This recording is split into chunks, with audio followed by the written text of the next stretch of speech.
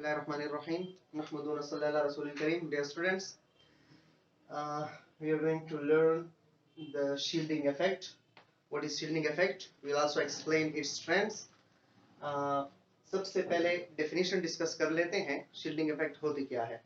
Basically, the reduction in the force of attraction between the nucleus and valence electrons by the electrons present in the inner subshells is called shielding effect. Reduction in the force of attraction.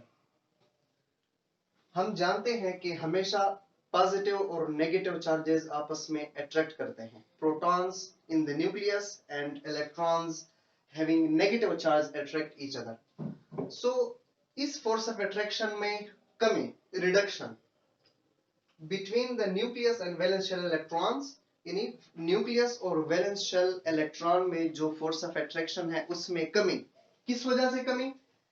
By the electrons present in the inner subshells. जो inner subshells में जो electrons available हैं उसकी वजह से nucleus और valence shell electron के force of attraction में जो कमी आती है उस कमी को हम शील्डिंग इफेक्ट कहते हैं. कैसे? एग्जांपल हम देख लेते हैं. Let's say we take the elements of group number 1A, that are alkali metals, for example hydrogen, lithium, sodium, potassium and rubidium. So हम जानते हैं कि there is force of attraction between the nucleus and valence electron of hydrogen.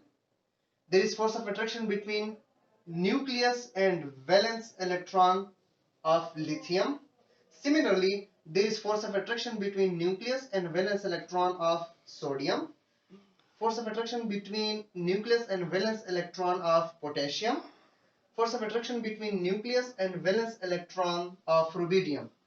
अब याद रखें, inner सब shell में जैसे जैसे इलेक्ट्रॉन इंक्रीज होते जाएंगे न्यूक्लियस और वैलेंस इलेक्ट्रॉन के बीच में जो फोर्स ऑफ अट्रैक्शन है वो डिक्रीज होती जाएगी, वो कम होती जाएगी. ठीक है. For example in case of rubidium, nucleus और वैलेंस शेल में जो इलेक्ट्रॉन प्रेजेंट है उसके बीच में फोर्स ऑफ अट्रैक्शन काफी रिड्यूस हो जाती है. क्यों? क्योंकि इंटरनली जो इनर सब शेल्स हैं वो काफी ज्यादा हैं, उनमें इलेक्ट्रॉन्स भी ज्यादा हैं. So that's why these electron shield the nucleus. ये वाले जो इलेक्ट्रॉन्स हैं वो न्यूक्लियस को शील्ड करते हैं और प्रिवेंट करते हैं कि वो फोर्स ऑफ अट्रैक्शन, कि वो आउटर मोस्ट इलेक्ट्रॉन को कम अट्रैक्ट करे. ठीक है. दोबारा देखें. फॉर एग्जांपल पोटेशियम है. पोटेशियम के जो इनर शेल्स हैं, इनर शेल्स एंड सब शेल्स और उनके अंदर इलेक्ट्रॉन्स वो न्यूक्लियस को शील्ड करते हैं ताकि वैलेंस इलेक्ट्रॉन पर उसकी फोर्स ऑफ अट्रैक्शन कम हो जाए. इसी शील्डिंग को हम शील्डिंग इफेक्ट कहते हैं. ठीक है. दोबारा देखें. यानी बेसिकली शील्डिंग इफेक्ट कमी है. किस में कमी? फोर्स ऑफ अट्रैक्शन में कमी. किन के बीच में फोर्स ऑफ अट्रैक्शन? न्यूक्लियस और वैलेंस शेल में जो इलेक्ट्रॉन्स होते हैं उनके बीच, उनके दरमियान फोर्स ऑफ अट्रैक्शन में कमी. अच्छा, किस वजह से कमी? By the electrons present in the inner subshell. Inner subshells में जो जो इलेक्ट्रॉन्स होते हैं उनकी वजह से कमी. न्यूक्लियस की आउटर मोस्ट इलेक्ट्रॉन पर जो फोर्स ऑफ अट्रैक्शन है उसमें कमी को हम शील्डिंग इफेक्ट कहते हैं. ठीक है. यानी एक किस्म ये इनर शेल इलेक्ट्रॉन्स जो है वो बैरियर, एक किस्म बैरियर एक्ट करते हैं. यानी वो न्यूक्लियस को प्रिवेंट करते हैं, रोकते हैं कि आप वैलेंस इलेक्ट्रॉन को अट्रैक्ट ना करो. अगर कर भी रही हो तो थोड़ा सा करो. ठीक है. सो इनर सबशेल इलेक्ट्रॉन्स न्यूक्लियस को शील्ड करते हैं और न्यूक्लियस की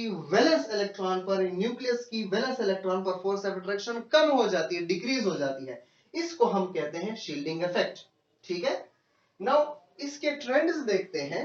trends down the group as we move from top to bottom. ठीक है. तब चूंकि we know that जैसे हम डाउन द ग्रुप जाते जाते हैं तो एक न्यू शेल ऐड होता जाता है. Let's say hydrogen has only one shell, lithium has two shells, sodium has three and so on. So जैसे चूंकि shell down the group increase होता जाता है, देयरफॉर शील्डिंग इफेक्ट भी डिक्रीज होती जाएगी. ठीक है. लेट्स से शील्डिंग इफेक्ट यहां पर बहुत वीक है या आप समझ लें निग्लिजिबल है in case of hydrogen, because nucleus और वैलेंस इलेक्ट्रॉन के बीच में कोई भी इनर सब शेल नहीं है, कोई भी इनर सबशेल इलेक्ट्रॉन नहीं है।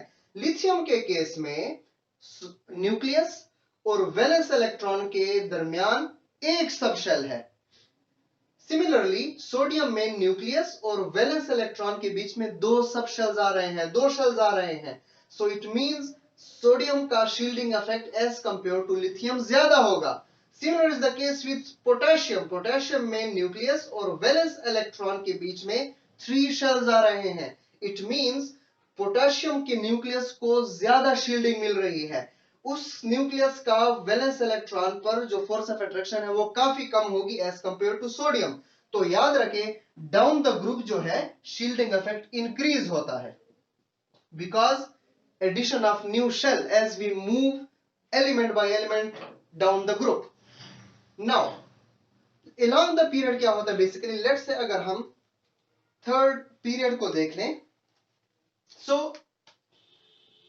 We know that third period में नंबर ऑफ शेल सेम रहते हैं, लेकिन एटॉमिक साइज क्या होता जाता है, छोटा होता जाता है। एक इलेक्ट्रॉन वैलेंस शेल में इंक्रीज होता जाता है, ठीक है। So as the number of inner subshell remains constant, so shielding effect from left to right will remain constant, ठीक है।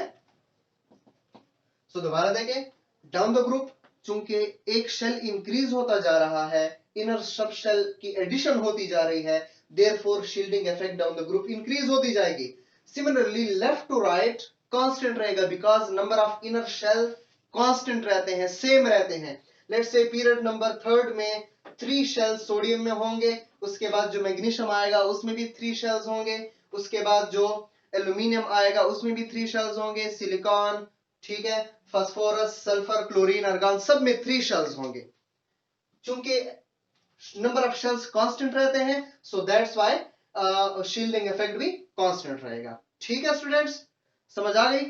अगर कोई कंफ्यूजन हो तो आप कमेंट में बताकर क्वेश्चन पूछ सकते हैं। ओके, तो फिलहाल हमारा आज का ये टॉपिक था शील्डिंग इफेक्ट। उसके बाद नेक्स्ट टॉपिक इंशाल्लाह हम डिस्कस करेंगे अगली वीडियो में। ओके, अल्लाह हाफिज।